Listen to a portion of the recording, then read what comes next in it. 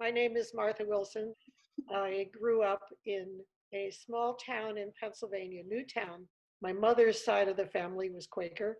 They came over in 16 something and settled in Valley Forge and then later moved to Bucks County, Pennsylvania, full of Quakers. I went to a Quaker elementary school, then public elementary school, then public junior high, then private Quaker high school. And then I went to a Quaker college, Wilmington College. They had a huge agricultural studies department. The Quakers and the Aggies didn't get along very well. The Aggies were in favor of the Vietnam War, and the Quakers were pacifists and against the Vietnam War. I was a Quaker pacifist. So I graduated from Wilmington in 1969. My boyfriend did not want to get drafted and sent to Vietnam.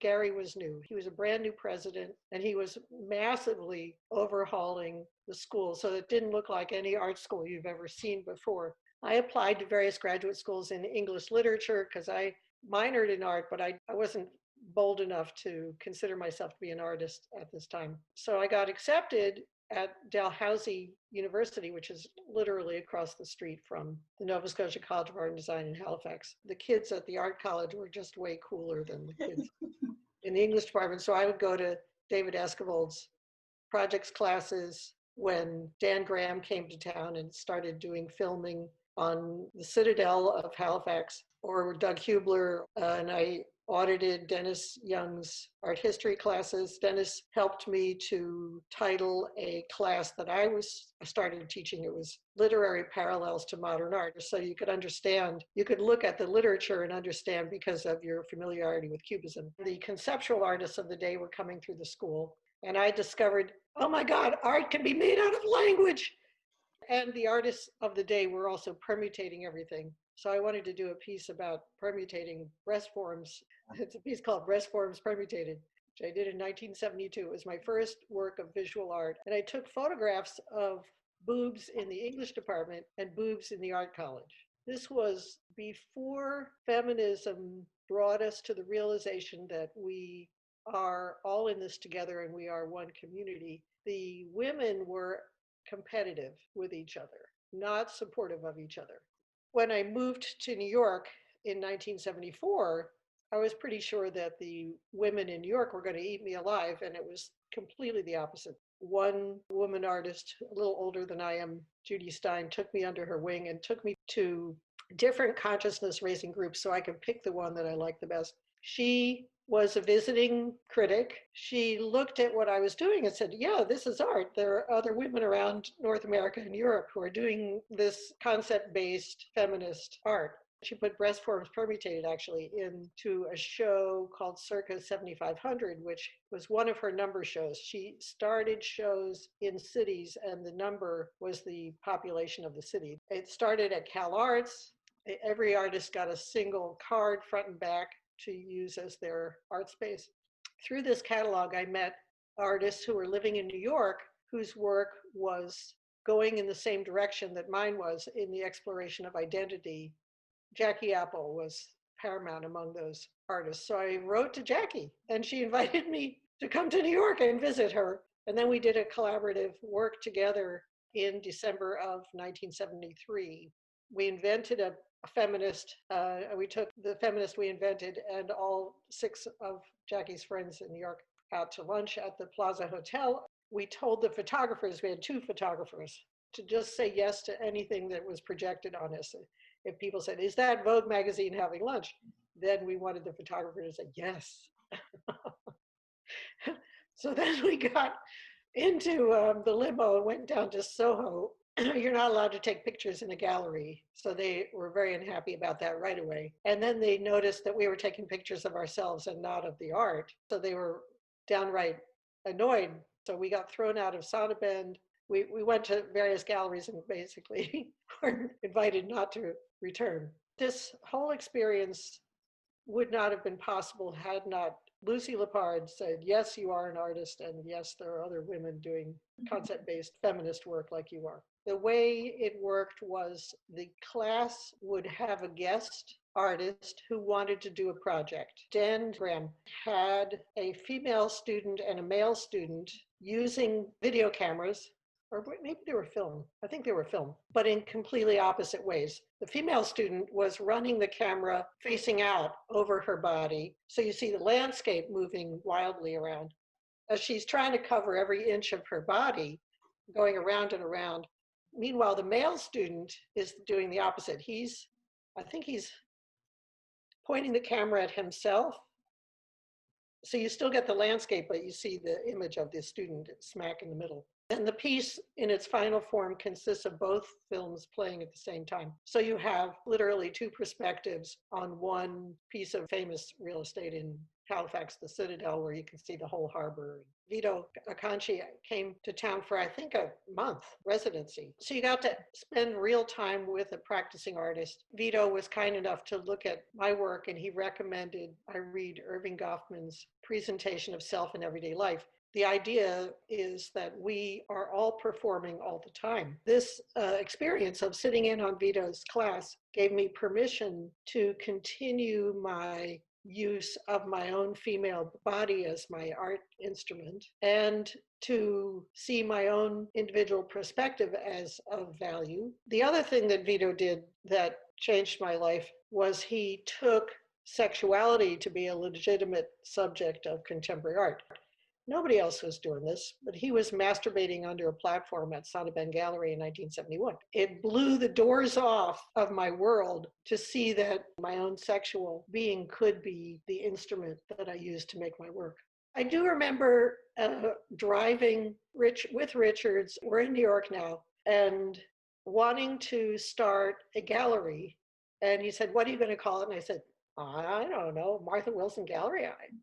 And he said, that's very self-centered. It made me realize I don't want it to be about me at all. I want it to be about this new community that I had found and a downtown scene that was, in truth, not being recognized as of value by the uptown institutions, the Museum of Modern Art, the Metropolitan Museum of Art, the Whitney, the Guggenheim. There were some steps being made to tiptoe toward the notion of artist books. For example, Whitney started a publishing program, but they were livre de luxe. They were not the cheap shit that artists were producing and trading among themselves.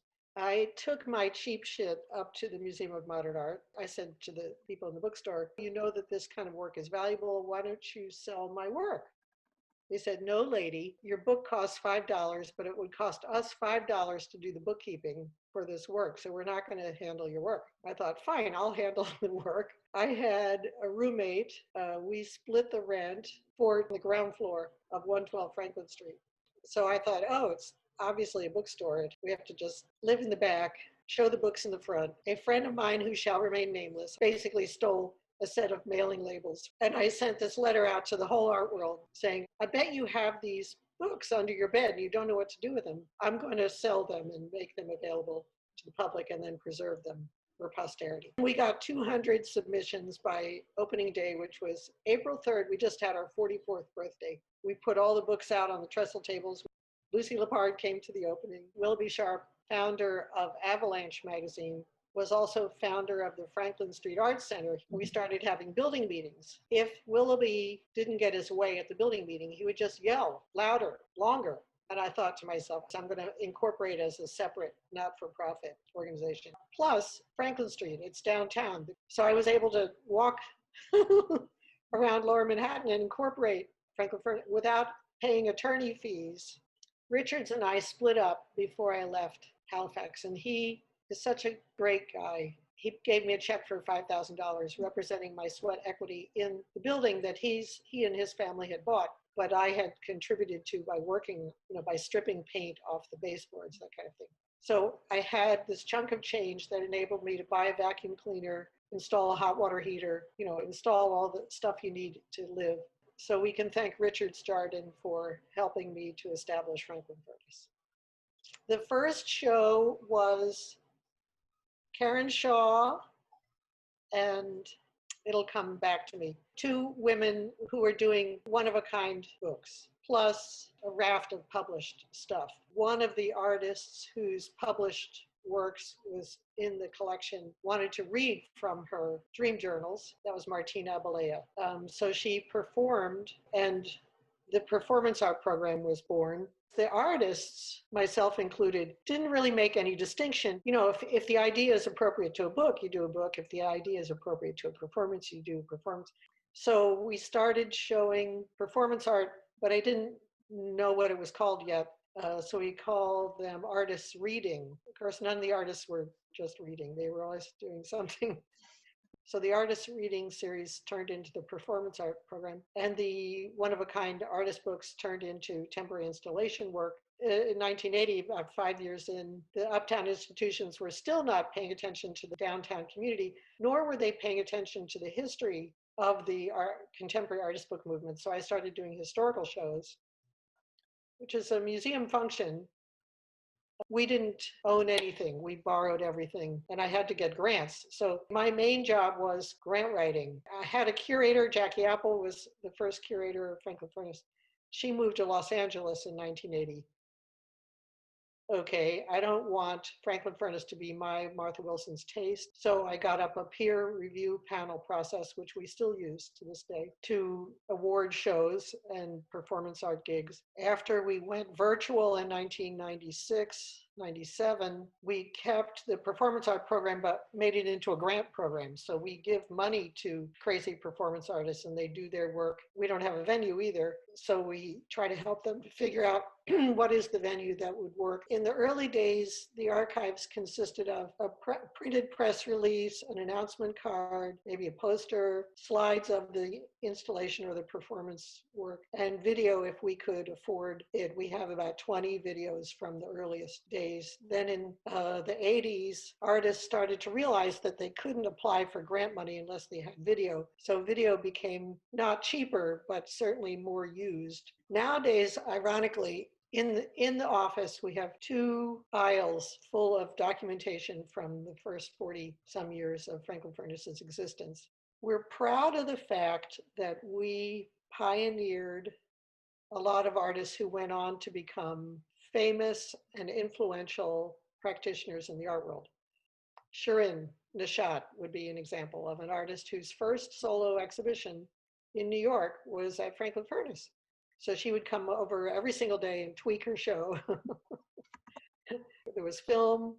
There were her distinctive photographs with Arabic lettering on them, metal cut out, a giant poster announcement that was like a tabloid-sized photo announcement. What I like about the documentation of those early days is that the ideas that she exhibits in her mature work are right there in her early practice for all to see. We now give grant support to emerging artists provided by Jerome Foundation. Jerome Foundation is located in Minneapolis, St. Paul, and it was founded by an artist named Jerome Hill, who wanted to support artists at their early point in their careers before they became rich and famous. So that meshed pretty well with our role in the art world, just to identify artists right out of the slime and give them a platform on which to show their stuff so that they become world famous Ida Applebrug later on.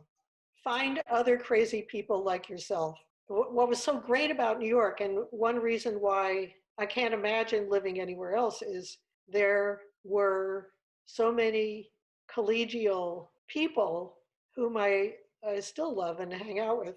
Why would I move? It's fake family. You create, I mean, there are enough weirdos in New York that you can create a network of people who are supportive and caring because they're all just as crazy as you are.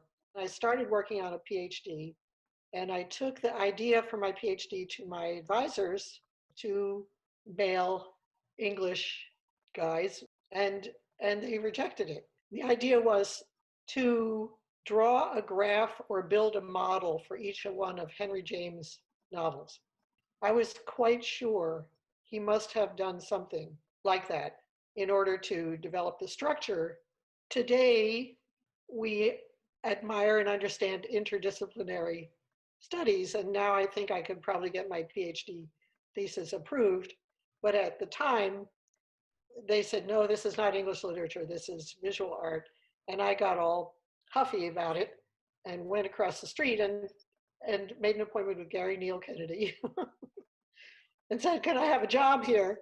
And he said, well, actually, the English uh, teacher is leaving, so I could have her job. It's called Sequential Art for Kids. Started out with artist books. Diane Postoyan was teaching English to children from mainland China by having them draw and then narrate stories in book form. And we eventually had 19 artists doing sequential art forms.